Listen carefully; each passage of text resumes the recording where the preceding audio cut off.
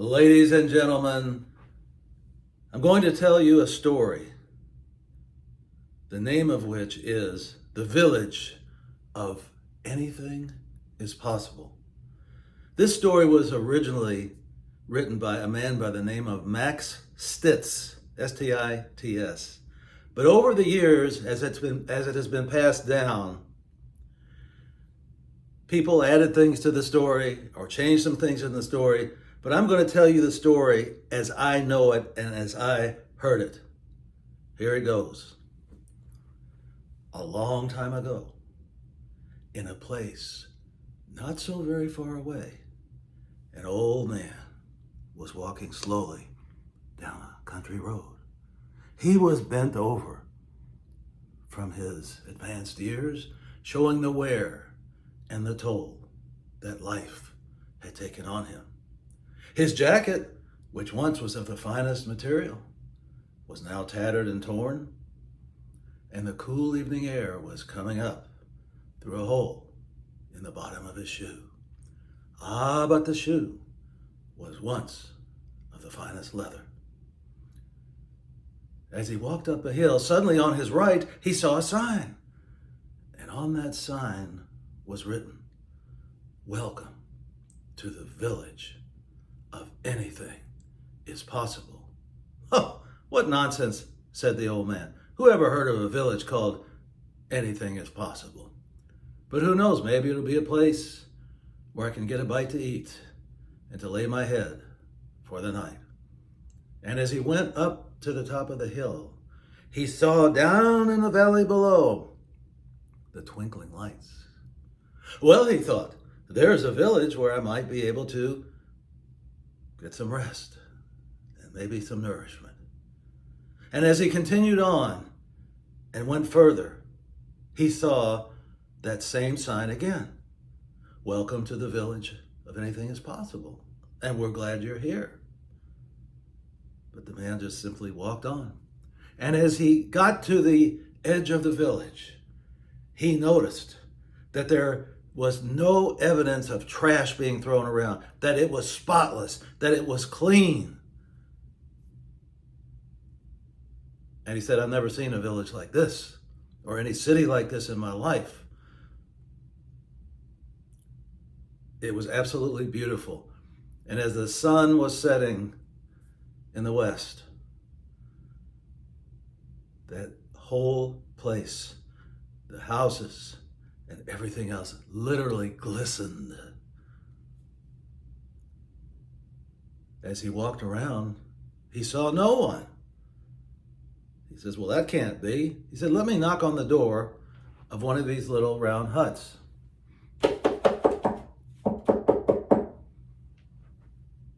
And suddenly, slowly, the door began to open. But the man saw no one. That is, until he looked down. And there was a young lad. Well, hello, sir, said the young lad. Welcome to the village of Anything is Possible. Is there anything I could do for you? Son, said the old man, sure could use a bite to eat. I'm mighty hungry. Why, come on in, said the young man, and I'll fix you a nice hot meal. The old man said, how is this young man going to fix me a meal? But in a minute, the little boy came back with not a meal, but the feast of a lifetime, served on beautiful white china. The old man said, well, son, can you get your parents? Well, I have no parents, said the young man, but you're welcome here. Remember, anything is possible. And the old man kept on eating and eating and eating and eating and eating and eating so fast. But finally, when he satisfied his hunger, he just looked around and he said, son, I've never seen a place like this before. What's going on here? The little boy said, sir, this is just the village, and anything is possible here. Anything? Said the old man. Why, if I had my druthers, I'd be half my age. Is that possible in the village? And without hesitating, the little boy said, why, of course, sir. Go over to that calendar on the wall and take it down and put it on the table. And look at this calendar. Because notice that the days and months and years go backward, which means every time you tear off one page, you're going to become younger again. It's like erasing the time and starting back anew. The old man did as he was instructed, but he thought, I have not heard of anything so crazy in my life, but he said, this is a nice young man. What do I have to lose? And so the old man began to tear off page after page, and then month after month, and year after year. And soon he noticed that his hands were moving quicker. He noticed that the wrinkles were gone from his hands. He looked at his coat. Why, it was once again of the fine material that it once was. He looked at his shoes. They were shining, returning to their former glory. A beautiful, beautiful leather. The old man couldn't deny what he saw. He just couldn't deny it. And he said, son, please get me a mirror. I don't believe this. Please get me a mirror. And the young man went to the wall and handed him a mirror. The man looked at the mirror and he could not believe what he saw. He was once again a young man. Everything the little boy said had come true. I can't believe this, said the old man. But obviously it's true. I feel like I can now go back and take off years and go back and do all the things that I wanted to do and set all the goals and meet all the goals that I wanted to, but had let slip by, as many people do. And the young man said, sir, this is the place to do it. The old man was so excited, he ran out the door and up the hill.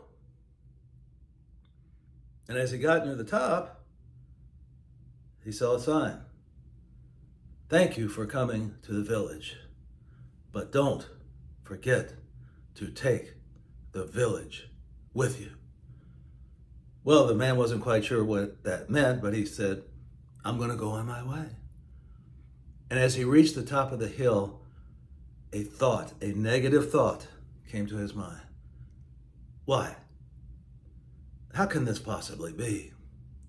A village where there's no one there except for a young lad who fixes meals on an instant?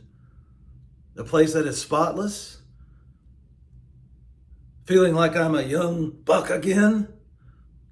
This can't be. This goes against everything that I always thought. And the man said to himself, I can't believe this. He said, I wonder, and I really doubt that this is for real, that there actually is a village. He said, let me turn around. And as he turned to look, the village was gone. And there was an old man walking slowly, bent over, with a torn jacket and holes in the bottom of his shoe. And at that moment, he remembered the last thing the little boy said to him, and also what was on that sign. Don't forget to take the village with you. How does this story resonate with you? Think about it. See you next time.